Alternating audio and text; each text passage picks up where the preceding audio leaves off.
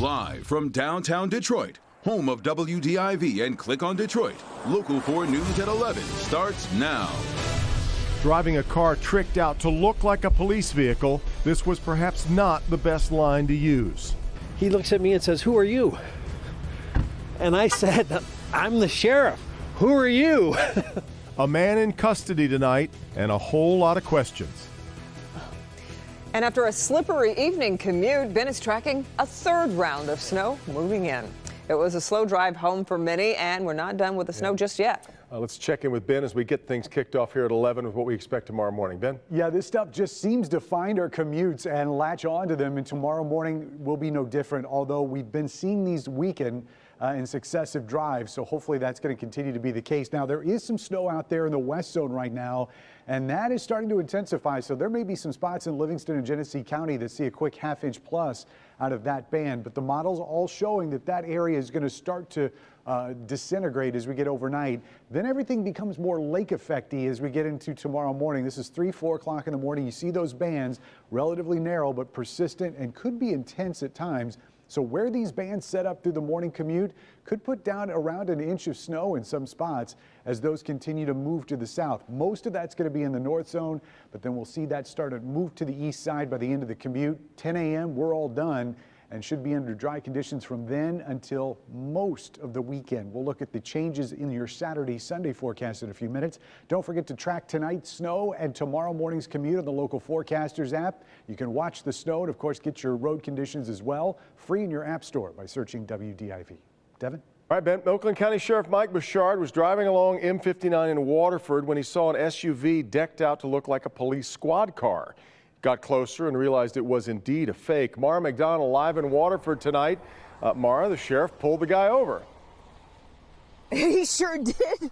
Devin, you know, a guy working along this stretch of 59 captured the whole thing on his cell phone. And you see the sheriff in his suit and tie making the stop. And now the department is trying to figure out why somebody driving around in a fake cop car, you know, what have they been doing?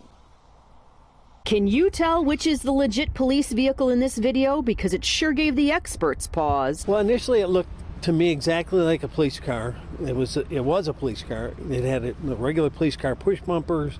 It had a whole light array on the back. It had police interceptor on the back, dial 911 on the side, stay back, canine cages in the side rear window. So you can understand why Bouchard, driving down 59, really raised an eyebrow when he got alongside it. And it had a sketchy decal on the door that said emergency response on it. And I was like, no, that's not a police car. Something weird's going on. It got weirder. He ran the plate. It didn't come back to an agency. So he activated his lights and pulled it over. The windows so tinted it was impossible to see who was driving. The guy behind the wheel rolls down the window. He looks at me and says, "Who are you?"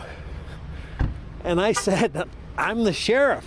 Who are you?" The inside of the phony cop car was also decked out to look legit. The guy's got what looks intended to look like a computer-aided dispatch computer mounted in the car, a fake radar mounted on the dash.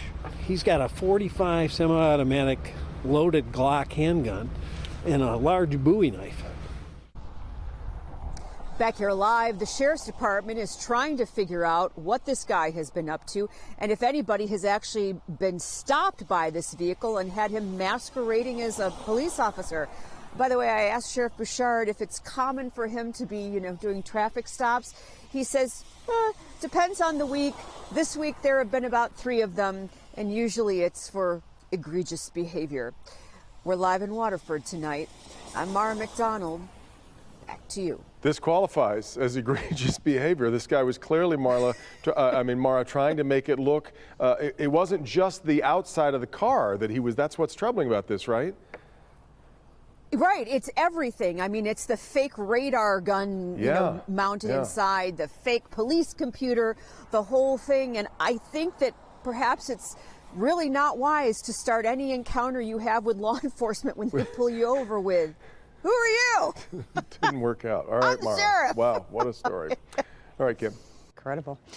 Well, it simply cannot wait. That's the word from MDOT as construction crews make emergency repairs on the retaining walls of the Lodge Service Drive on Detroit's west side.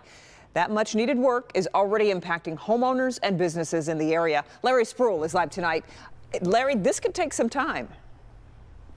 Yeah, Kimberly, MDOT says we're talking about 2 to 3 months, and as you can see, they already have started shutting down the service roads here on the west side near the lodge, causing a lot of inconvenience for both neighbors and business owners. 1998, August 3rd. For decades, single mother of two, Woon Kim, owner of Gino Discount Dry Cleaners, has been in the business of making sure her customers look good.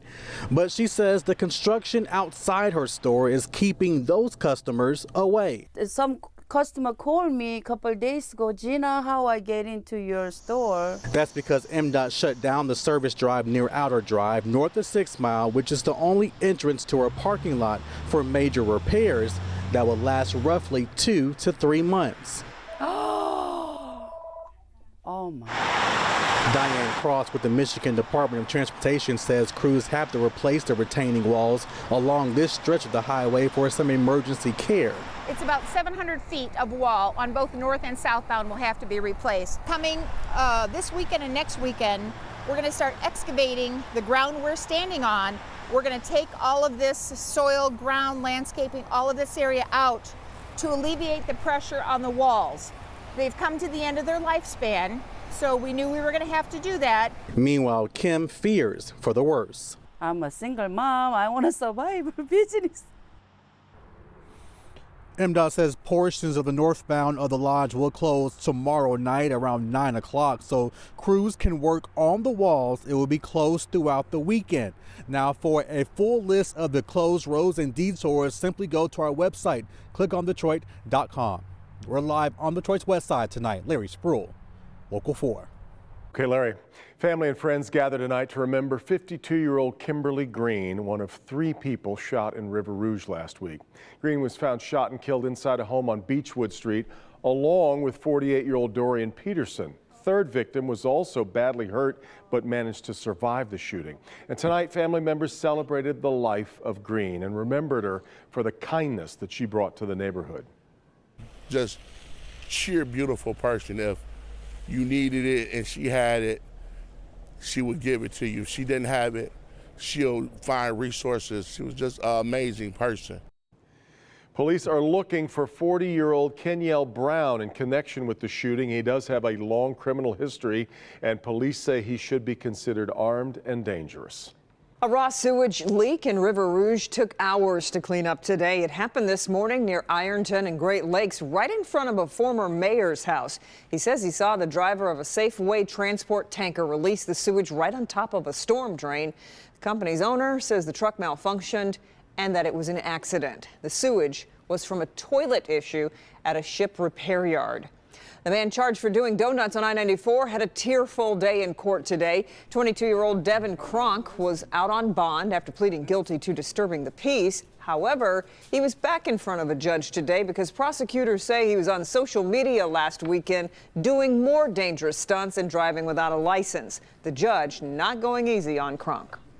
I've never witnessed such disrespect, callousness, and stupidity in my life. Kronk's bond was raised to $5,000 and he's now required to wear a GPS tether. Governor Whitmer is going to be speaking at the Detroit Economic Club tomorrow about her new budget proposal. Her budget comes in at $61 billion. The plan increases current spending by nearly 4% over last year. It would increase spending for education by about $225 per student for most schools. The budget, though, does not include any road funding. That would come from her bond plan, and she's also expected to address that tomorrow, and we'll be there. We will. Still ahead, it is a way for teenagers to get around a federal ban on flavored e-cigarettes. New kind of vape that is actually not covered by the ban. Coming up. There you go. That's Little Boy Mop. There you go. With every second counting, an officer faces his toughest task yet, the technique he used to save a young life. Also, new concerns tonight about a popular car booster seat for children. What an investigation uncovered about a well-known company and one of their best-selling booster seats. Next. It's a new push to help women prevent heart disease and survive heart attacks. Tomorrow at 6 a.m., the critical message women need to hear and how you can help spread the word. Local 4 is committed to defending the environment. Help Me Hank continues to dig deeper on the toxic ooze investigation and won't stop. Somebody needs to be held responsible for the lack of work that was done. Defender Karen Drew fights for justice, making sure the people behind the Detroit River contamination concerns clean up their act. We know it's contaminated soil. Another violation. Meet the people affected by two big threats and see what's next in their investigations. Defending the Environment, a Local 4 special event. Sunday at 8 only on 4.